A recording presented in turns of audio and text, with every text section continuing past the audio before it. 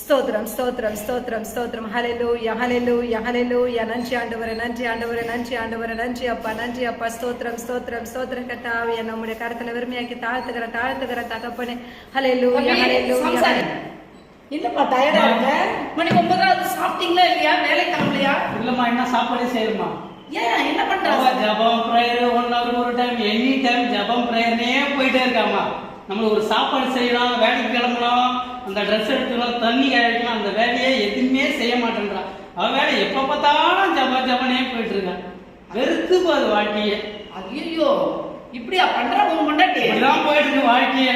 சரி சரி, நான் அவளை பார்த்து பேசுறேன். ஏன்னா இயேசுவோடைய வேதம் சொல்லுது, பிரேயரும் பண்ணணும், அதே சமயத்தில் குடும்பத்தை அழகா நடத்தவும் தெரியணும். ஜபம் மட்டும் பண்றது வாழ்க்கை அல்ல. ஜபத்துடன் கூடிய குடும்பத்தை நடத்த ஞானத்தை கத்துக்கிட்ட கேட்கணும். ஓகேப்பா, அது முதல்ல சொல்லி கொடுங்க அவளுக்கு. ஓகேப்பா.